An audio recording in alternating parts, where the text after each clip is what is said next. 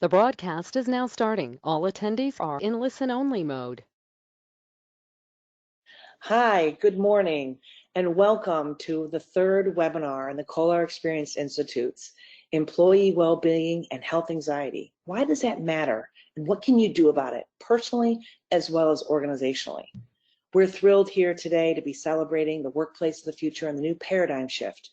And what does it mean to you as well as to your organization? I'm Kelly Kohler, president and founder of Kohler Design and the Kohler Experience Institute. And we look forward to sharing with you today an amazing panelist group and a lot of great insights that I know will benefit everyone in their daily work-life balance. Let me please first introduce Mary Dietrich from the Kohler Experience Institute. Mary?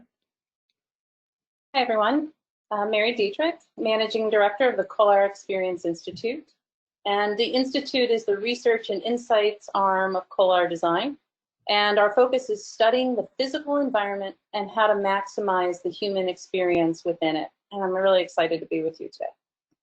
Great, Mary, thanks so much. I know we've been studying the pandemic since early April. I know that there's going to be so many interesting insights and the data that you're going to be sharing today.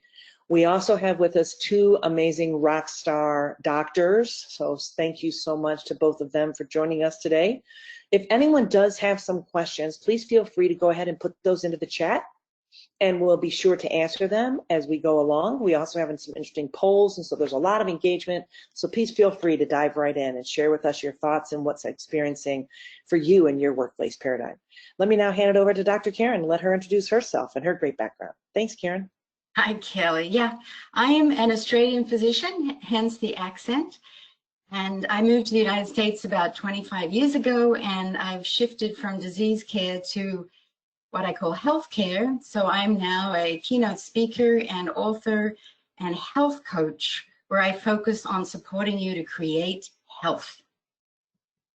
Fantastic. And Dr. Barbara, welcome to our show today. So excited to have you here, and I've really enjoyed learning so much about your business and how you help organizations like mine stay on track to be helping be our best version of ourselves with our team.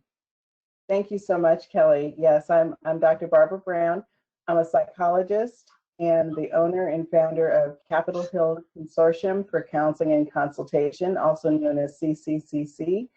And we provide affordable and accessible, high-quality outpatient mental health care therapy in the District of Columbia, Virginia, and Maryland area. And of course, what's so great now is that we're all virtual, right? We've got a doctor from Australia who's actually living and working in San Diego. We're, of course, based here in the Midwest, but now with you, Dr. Barbara Brown, on the East Coast, we've got the whole country covered here today. So let's see what we can do and we can learn as we want to dive in and see what we want to hear about workplace of the future and how can we help manage our health and our anxiety and our stress. One of the best things today, I want to say thank you so much to all of our attendees for coming to our webinar today. We, of course, have our gift to you back as well.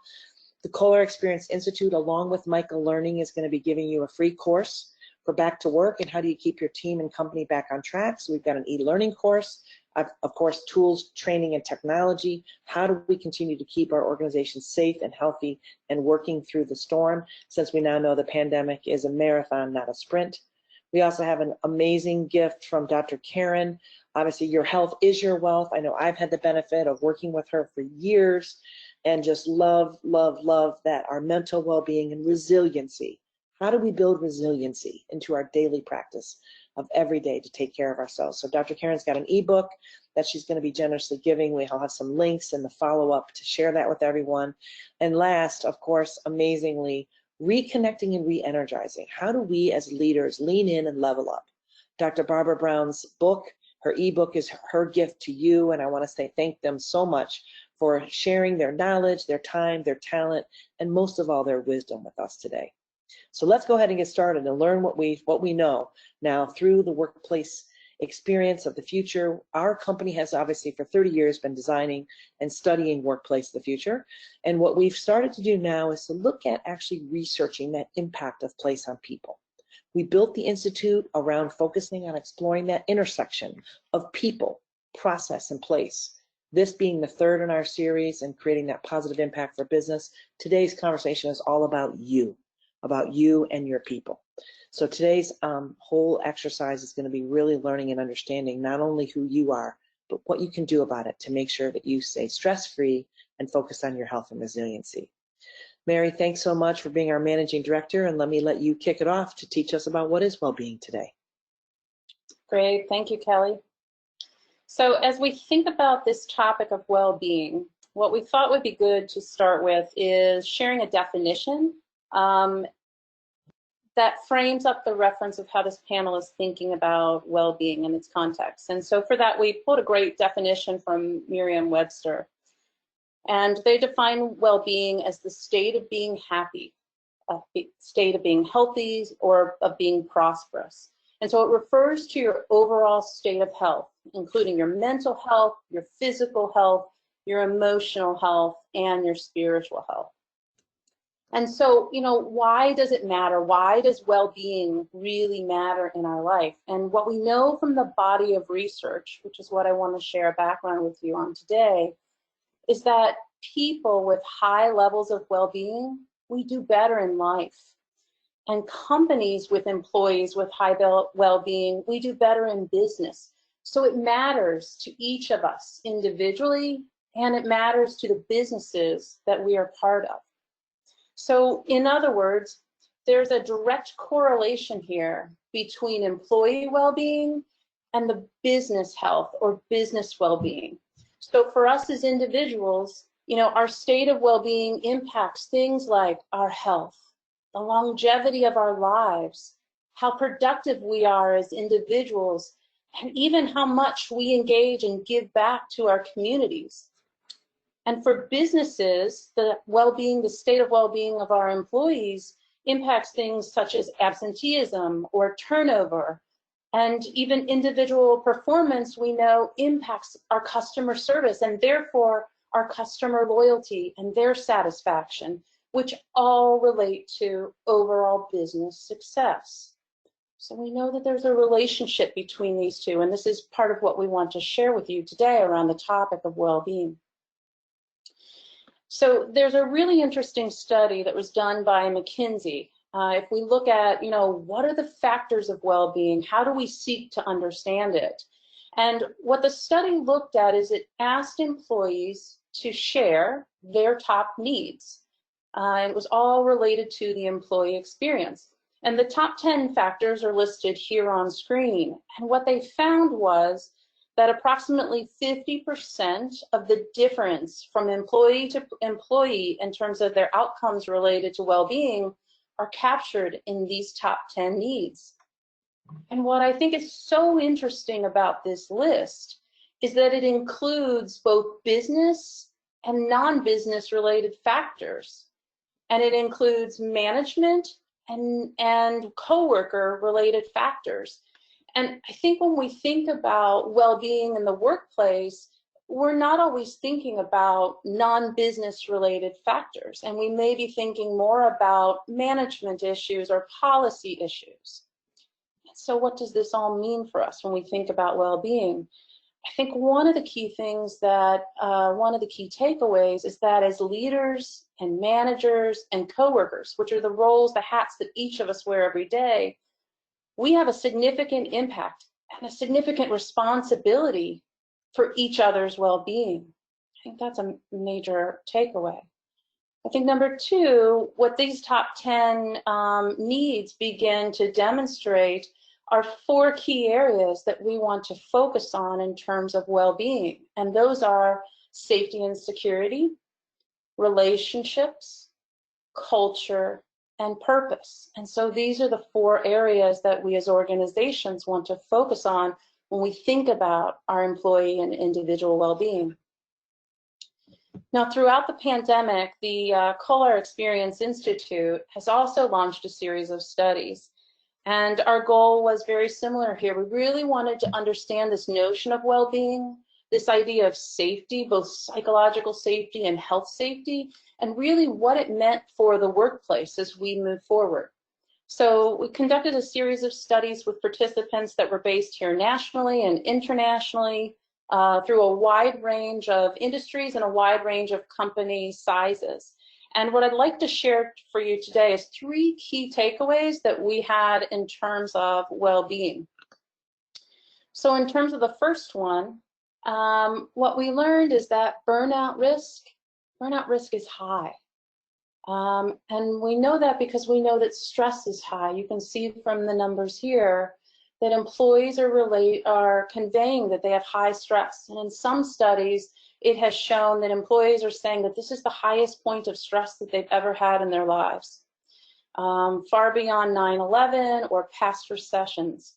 And we know that stress is a predictor of burnout.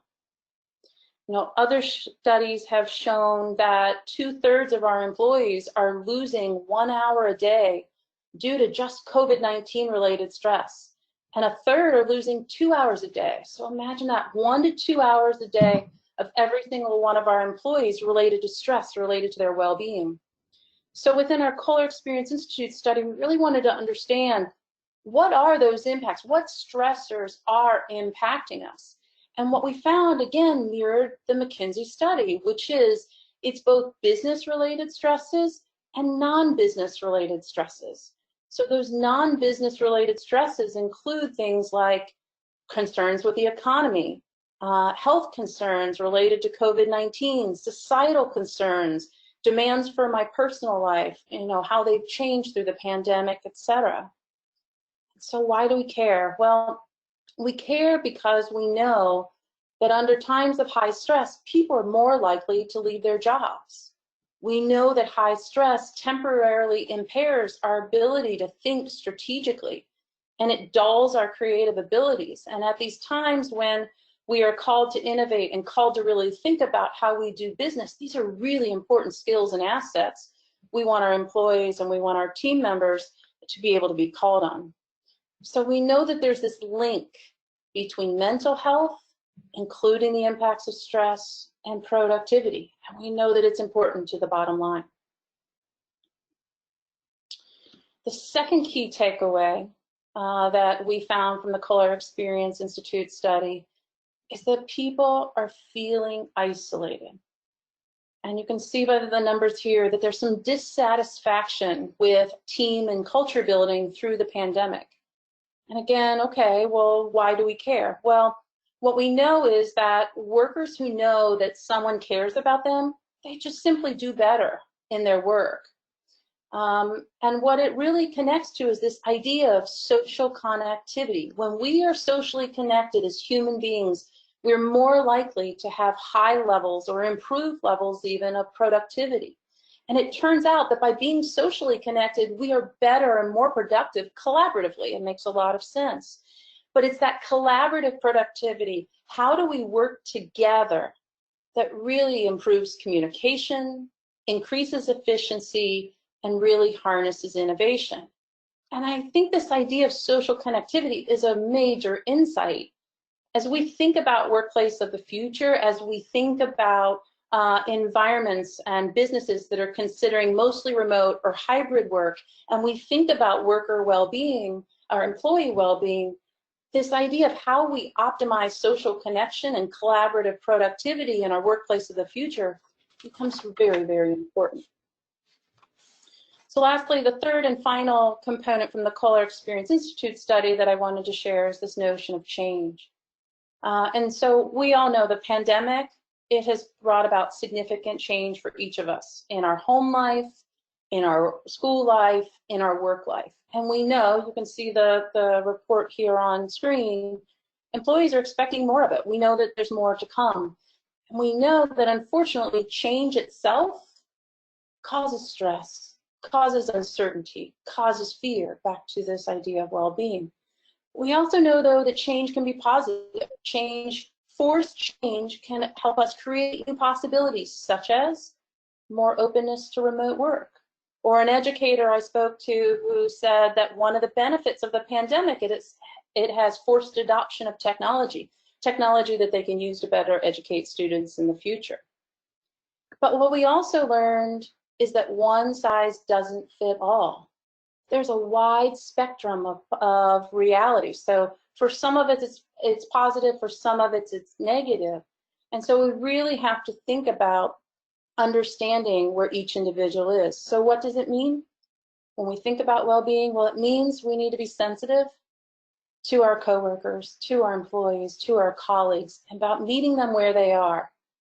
And it also means that in this time of change, we really need to deploy a resilience mindset and that ability to adapt in the face of adversity. So those are a couple of the key things that the research has shown.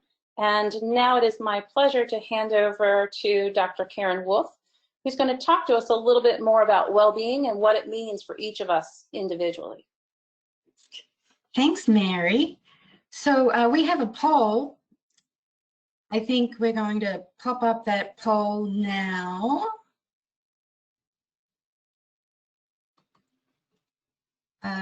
Can you see my screen? Oh, there's the poll. So if you would all just take a second to just reflect on your well-being. If you remember, Mary spoke about well-being as mind, body, and spirit. And what we're really interested to know today is how you would rate your well-being on a scale of 1, which is, yeah, I'm struggling, I could do with some help, to 5, I'm doing great. So if you guys could just give us an idea of how you are doing on your well-being score. I think it's really good to have an awareness of that. So let's see if we can show our screen here. Sorry, Mel, this is Kelly. I'm just going to interrupt. The poll was already launched, so our apologies about that. But if you just want to talk to the percentages that Mary talked about, I think that would be very beneficial. Sorry about that. Okay, so we're going to just move right along.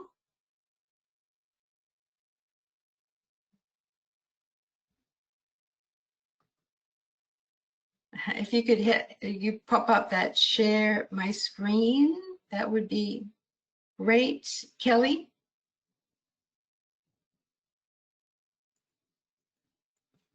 Mary, can you see a screen? Let me know what screen. No.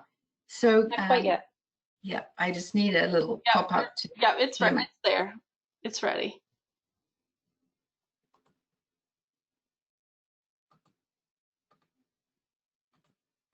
So you can see my screen?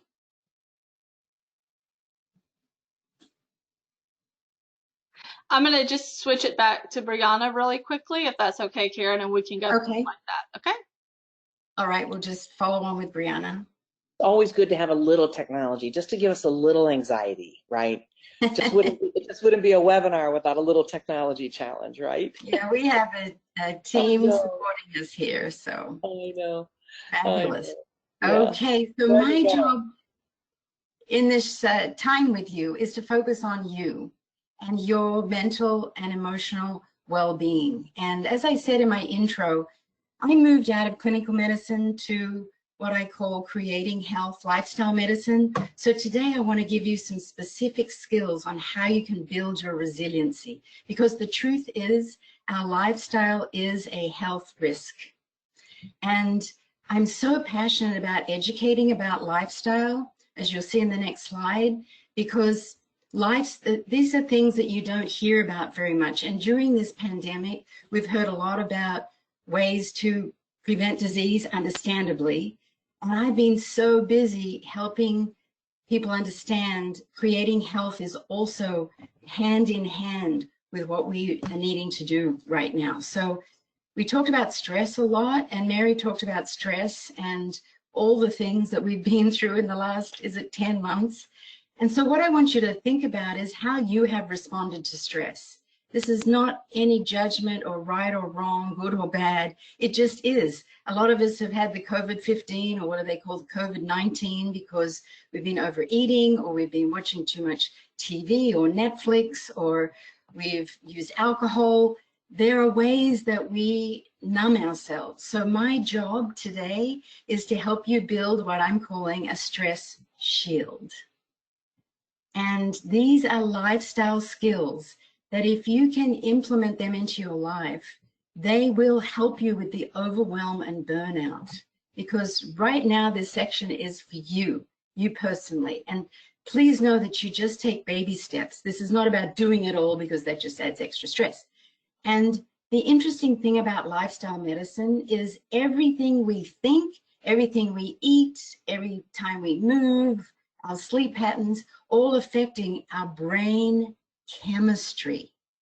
That's what I want you to think about. We can shift our mood by just changing what we eat, changing how we move. So I want to teach you a very specific skill that I personally use in my life every day to optimize your brain chemistry for peak performance. And there's one particular neurotransmitter that you might have heard about called serotonin. And serotonin is considered a stress shield. It is that feel-good neurotransmitter. And when you have optimal levels of serotonin, as you can see on the right side of the screen, you're feeling hopeful and optimistic, and you can concentrate and think clearly.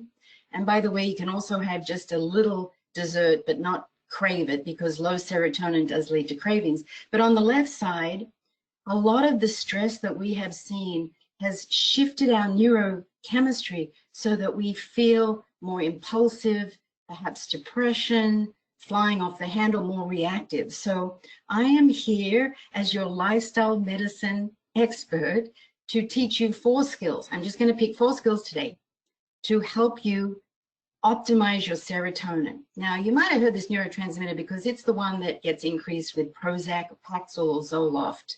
And I'm not here to talk anything about medications. You don't want to change any of that. But I'm also side by side of that, showing you how lifestyle can optimize your serotonin. Now, these are the 4 that I'm going to focus on today, and I'm going to give you a really big tip that I practice all of these in my life, but one is your eating plan. Think about, are you eating protein with every meal and snack? Because protein has amino acids, one of which is tryptophan, and tryptophan is a precursor of serotonin. So one thing that can make a huge difference is think about protein, chicken, eggs, fish. If you're a vegetarian, a lot of beans, quinoa, that low glycemic grain, has a lot of protein. So make sure you really think through your protein choices, and slow carbohydrates, which are the carbohydrates as nature intended them, fruits and veggies.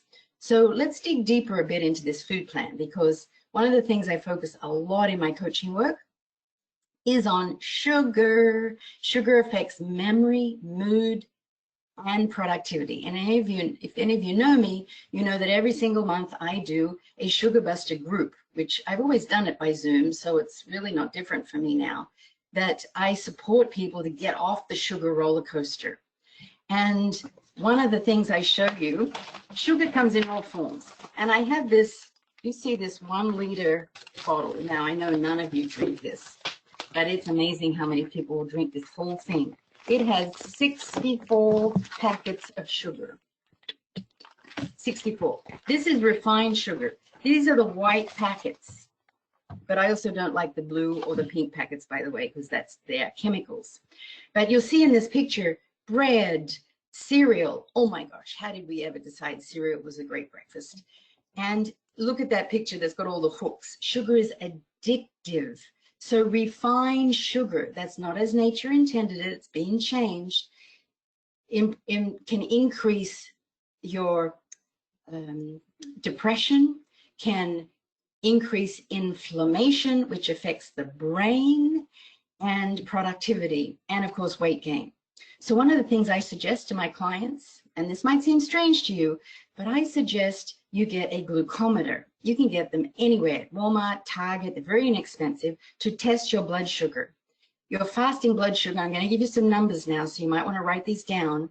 An ideal fasting blood sugar is less than 90. We say diabetes happens about 123, so somewhere between 100 and 123 is called pre-diabetes, but it's actually affecting our brain, our mood, and our productivity. So I like you to measure your blood sugar over the course of different days, because one point in time is not enough. So what I really love is the next picture, which shows me, this makes me so happy, that these are slow carbohydrates. I want you to fill up your diet and your fridge with these. Go to the local farmer's market, because these have lots of vitamins, These help your mood. And this is what I call as nature intended, not the juice of a fruit, because that's sugar, but the whole piece of fruit. So that's sugar. And if you need any help with sugar, you know where to find me. So the second one that I mentioned is exercise. And I know a lot of people don't like to talk about this, but exercise actually makes brain cells. We used to think once brain cells died, they're gone forever, but that's not true. Exercise creates this thing called BDNF, brain-derived nerve growth factor, which makes brain cells. It also improves our mood and our immune system. So at this time when we're so focused on our immune system, exercise is a key feature to support a healthy immune system. So is vitamin D, by the way, D for dog. I just thought I would throw that in. I've been talking about that for months, and I'm finally hearing it in the regular media that vitamin D is so important. And it also helps with your creativity. And I believe that exercise is one of the most underutilized antidepressants. I have my little Apple Watch and I track my steps every day. It's a goal I set, and it's also a way I feel like I have some control. And in these times, and I'm sure Dr. Barbara will talk about this, when we feel so out of control, whatever we can do to give ourselves a sense of control over our own well-being is a positive step. And then the third tip, which I get asked a lot, is sleep. Sleep deprivation is very normal when we're under stress, and it costs businesses so much in lost productivity. So I've got some quick tips for you for sleep. So first of all, exercise early in the day, because later in the day can interfere with sleep. Have a light evening meal, because our digestive system has to work really hard if we have a big meal, and it works during sleep. And use light during the day to show your body, oh, it's daytime, or use those full spectrum light bulbs if you don't get sunlight. I'm here in Southern California, and we get sunshine pretty much all the year round, but I know in those northern states, you need those full spectrum light bulbs to help with seasonal affective disorder. And a routine before bed. Switch off the TV, don't watch any negative news before you go to bed. And also manage stress, of course. And all the things that we've been talking about, the healthy eating is super important, and reducing your sugar. And the final tip I have for you, which might surprise you in terms of boosting your serotonin, is gut health. Now, I talk about gut health a lot, and you'll probably think of me the next time you go for a number 2 in the bathroom, because the ideal gut health stool is like a ripe banana, which, think about a ripe banana. It's kind of mushy, it's curved, it's brown, and it comes out easily. Now, I know that sounds weird to talk about, but gut health is a measure of your overall mental and emotional well-being. And here is why. Most of your serotonin is made in your digestive system. This stress shield is made in your gut, 80 to 90%. And most of your immune system is in your gut. So as well as talking about all the things we shouldn't be doing, like staying together and all the disease prevention techniques, we need to be talking about our gut. And I know this is a big topic, and most of you will have access to my ebook that contains some information about the gut. And if you go to drkarenwolf.org/gut matters, that's a whole ebook on how to optimize gut health. So in summary, just pick one thing. Maybe it's your exercise tracking, maybe it's sugar, maybe it's gut health. Just pick one thing, because little actions lead to new behaviors. And I like this picture because there does seem a lot of things we have to do. And I don't mean to overwhelm you. I just want you to take one little baby step. So it is my pleasure to introduce our next speaker on the opposite coast to me, Dr. Barbara Brown, who's going to talk to us about stress and the workplace. Great. Thank you, Dr. Karen. What you were just addressing is so foundational to individual stress management, and I call it the background for emotional immunity, which we have to deal with. I want to turn our attention now to what we as leaders can do in the workplace to help our employees and therefore our companies, especially during challenging times. So yes, in terms of looking at what a working definition is of stress, it's when the demands of a situation exceed our resources to respond. And a good way to think about situations that create stress is with the term nuts. And I'm sure we're all in agreement that 2020 has been nuts. And when you look at the words that go with it, things that are novel, we certainly have experienced that this year, and unpredictable. And generally, we think of stress as stressful situations as being a threat to homeostasis, but this year it has also been a threat not to change. We all usually have had to pivot during this time in order to maintain our businesses, and so it's a very interesting thing this year. But as Dr. Karen was saying, that when things are so out of control externally, it becomes extremely important to take control over those things that you can. And so as a business leader, you have the responsibility for helping your agency control things as much as you can, and we'll get into that in a minute. But I do want to say that oftentimes stress gets a bad rap. And I just want to say that there really are optimal levels of stress. If you have too little stress, then you can have boredom, you can have complacency, you can have decreased motivation. Likewise, if you have too much stress, especially the chronic kind, then when the demands are too high, and especially over time, you see increased distress, increased physical, emotional symptoms of ill health. You see relationships fraying at the seams, and productivity going down. So the optimal level of stress is when there's enough of a challenge to keep people energized, focused, and working at their highest levels.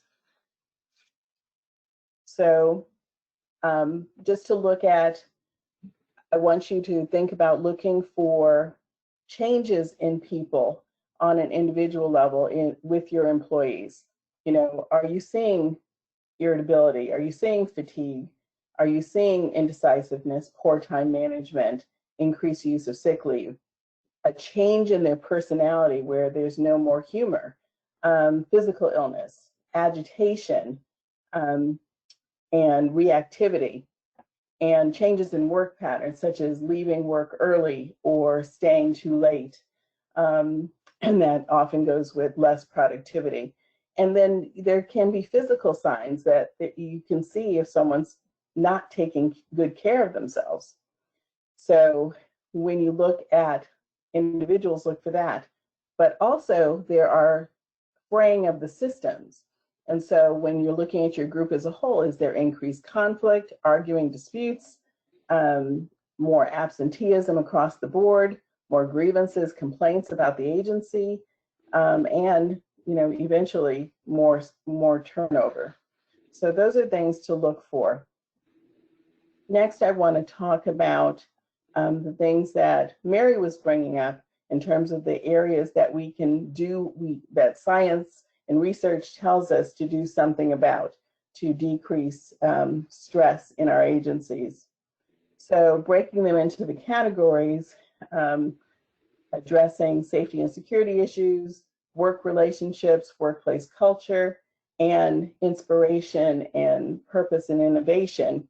I want to talk about each of those separately in terms of things that we can do. And I also want to encourage you to think about what will work for your company, and put your ideas in the chat room if they come to you while we're going over this. So the first area of safety and security issues, again, we know that some companies are thriving during this pandemic, some are struggling, some are sinking, and some have sunk. And so it's really important, first of all, especially if you're in a struggling agency, to be as honest and realistic with your employees as possible, because not being so is can be looked at as dishonest, and you really want to be respectful of your employees and maintain the trust with your employees by telling them the truth so that they can prepare adequately for what they need to do.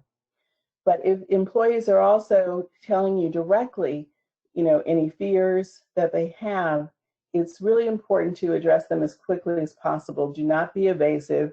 Again, be respectful and give them the answers that you can. If you can, reassure them of their job security where it's possible to allay their anxiety.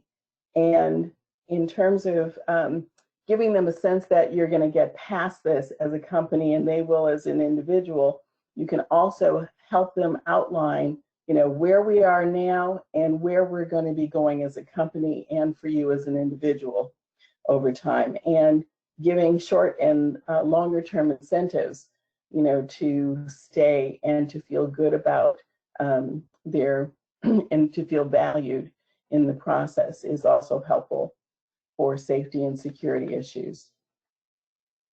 The next area in terms of relationships, that sense of connection, to mitigate the issues around isolation is very important, especially when so many of us are working remotely. And so it's really important to develop, if you don't already have mechanisms, to have routine and open communication across all levels, all channels of your organization. And think about individual connections, small group, large group, communications, meetings, as well as activities that you can do remotely or, at safe distancing internally on site. I think it's also really important to help people help themselves.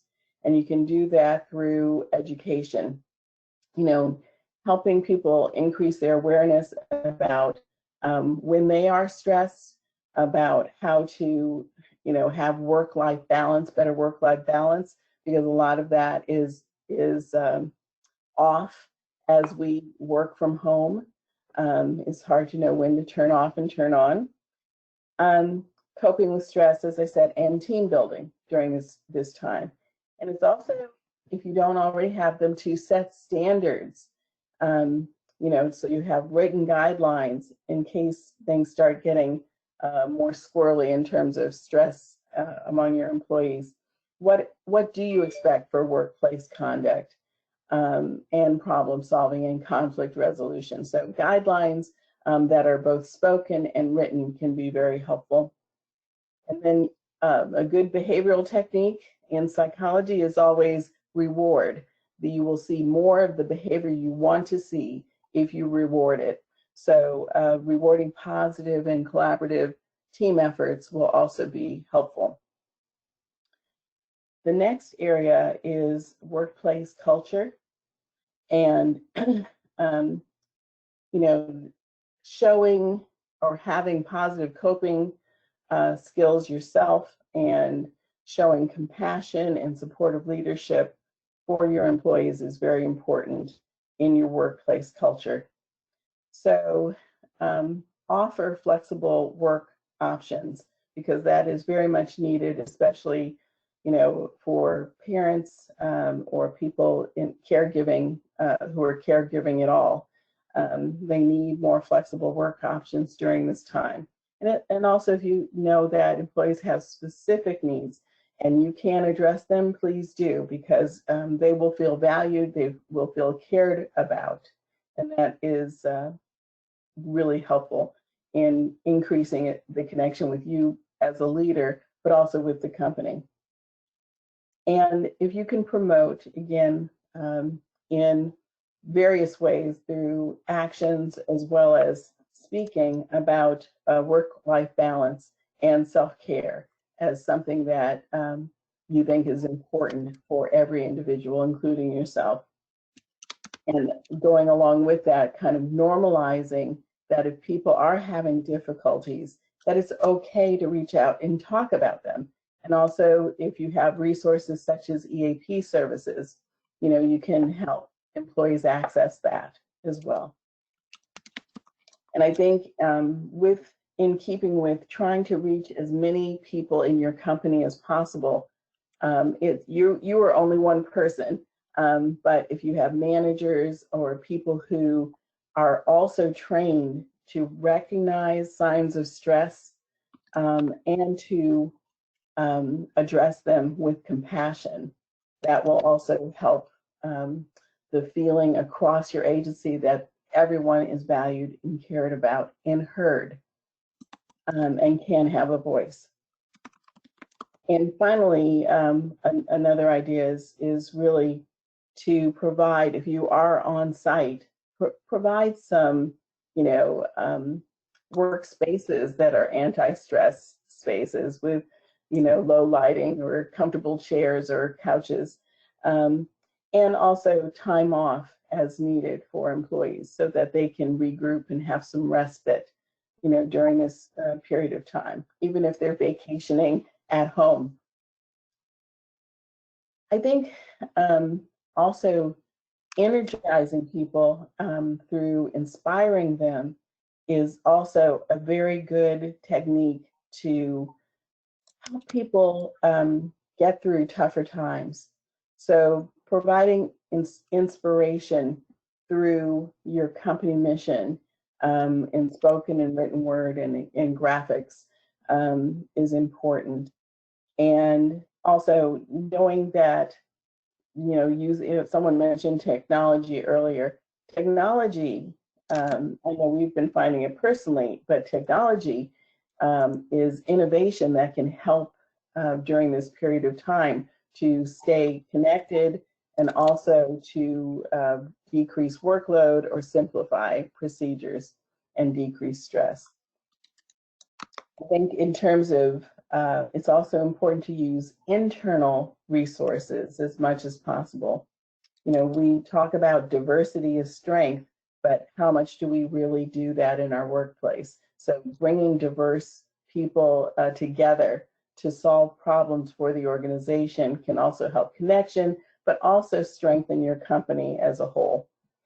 And as I said before, if you reward behaviors that you want to see increase, innovation and company loyalty are good ones to think about rewarding.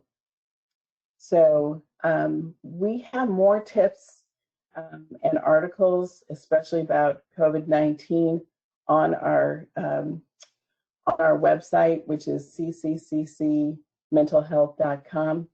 And we hope you'll enjoy our parting gift also as ways to reconnect and re-energize your employees as they come back into the workspace on site.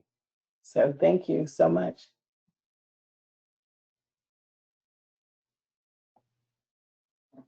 Fantastic.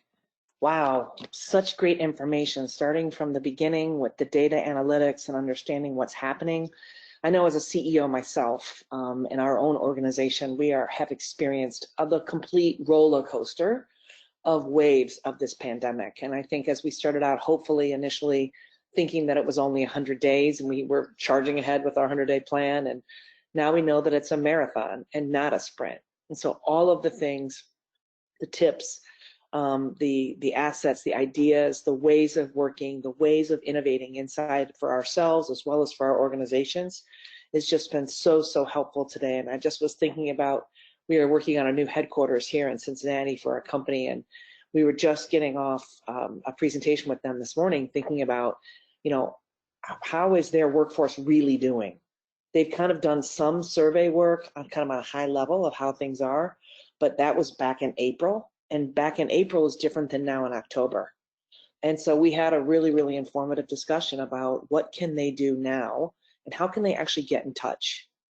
So do you have insights? I would love to get a question. I know Kelly Kramer is going to give us some questions that maybe came in the chat. We still have about 15 minutes, so I'd love to hear. But I'm curious, Dr. Brown, in your work with organizations, where do people start with the paradigm of what we're in right now, and how do we start to kind of build in some of these building blocks or these foundational building blocks in working with our team. So just would love to, get your insights on that. So we wrote the ebook on, staying connected and having your team be energized. And we actually did it in our organization, and it worked really well. It started with kind of reaching out to each individual and having, a Zoom call with them individually to find out how they're doing, what the challenges are, what's happening, how can we support them? Mm-hmm. And that was very helpful. And then we have followed that by increasing small group activities where people can feel that intimacy with each other. So for us, that's peer supervision. We've also started a team of, dealing with challenging cases so that people feel that support, even though they're remote. And then we've had some town halls where it's all staff meetings where we're taking the concerns that we've heard in individual or small group, and then we're addressing them as a whole.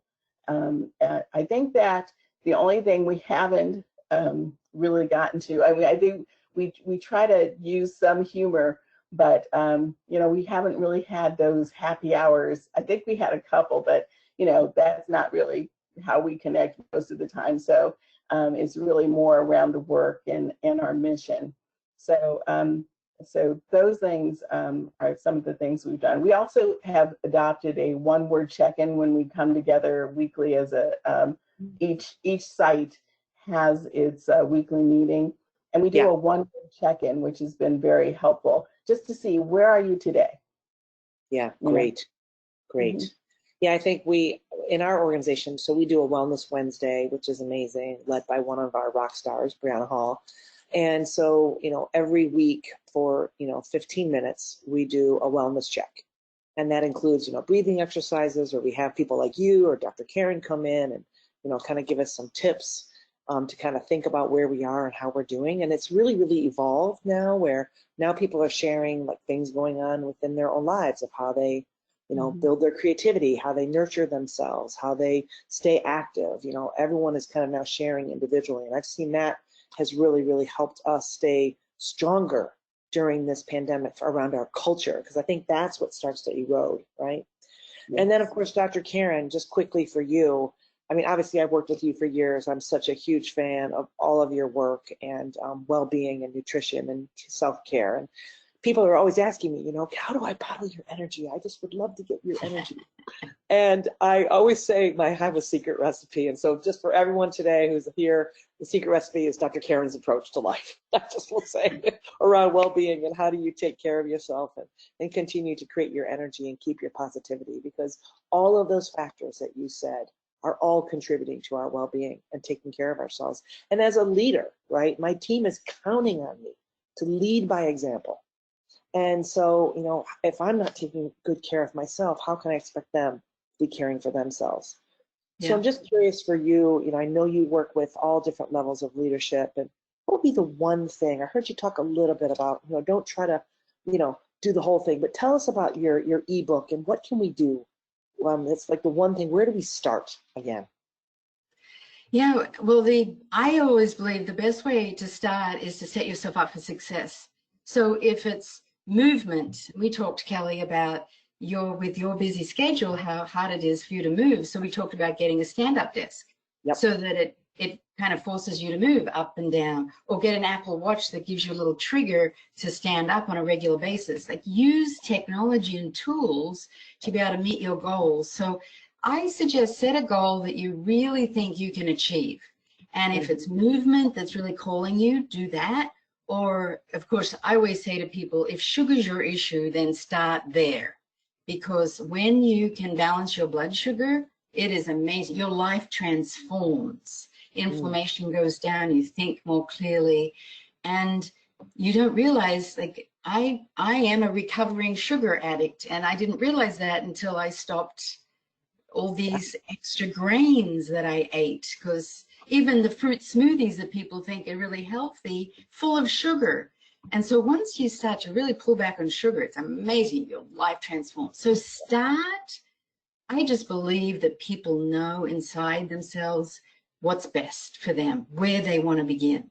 And if you need help, get a coach to be your accountability buddy, because as you know, Kelly, I don't tell you what to do. I just listen and support you in your goals, and then help you with resources to achieve those. And of course, you're just the perfect client because you're so determined and had such a great time. Well, I'm still a work in progress. We all are. We all are, right? Yeah, Yes. yeah. I mean, I think the pandemic for me has been, really, really challenging at different times. Just with the amount of uncertainty, as Mary talked about in the data, dealing with this kind of roller coaster of emotions, and how do you deal with those, and how do you help others, because you end up taking on and kind of absorbing other people's concerns too. Yes. And so, Mary, as far as the study goes and your work in the Institute and what you're doing, what are you thinking now for the future around this data? I know we're going to package this and publish it, and so we have a really good insight on where we are today, but what do you think we're going to be doing differently now based upon what we learned here? And what do you think we should be thinking about as we move forward? Do you have any thoughts around that you'd like to share?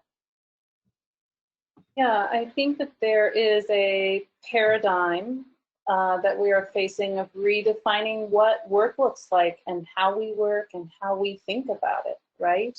In terms of what we use our physical spaces for, what we use our virtual spaces for, and how do we really harness the best assets of all of the different worlds, right? Because they each have their time and they each have their place, but as hard as this pandemic has been, it's given us the opportunity to all experiment in these new ways together, right? So we have a shared experience here. So I think we're at the next nexus. I think we're at the next look at how do we redefine our future in terms of work. So we're going to continue to be looking at the changes and shifts as we continue to move, as you said, through the long journey here, right? To understand how people are prototyping these different shifts, and we'll be prototyping those with our clients along the way as well.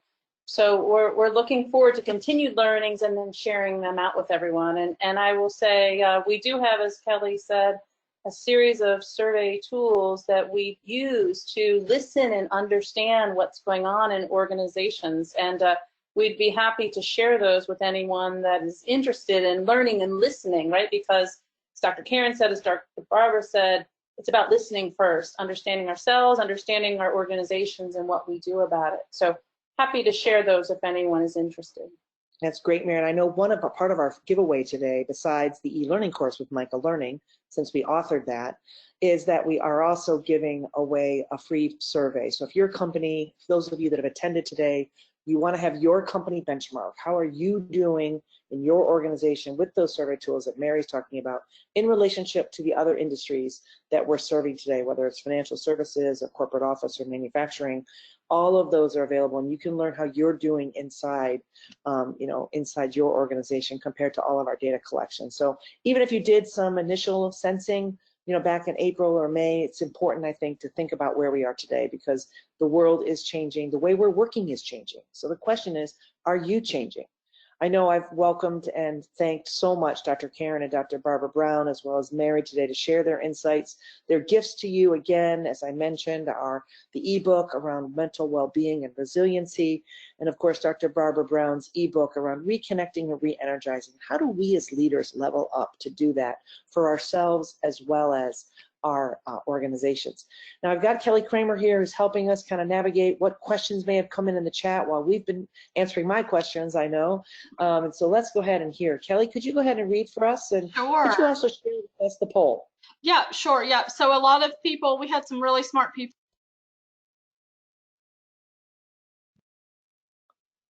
Oh, we can't hear Kelly Kramer.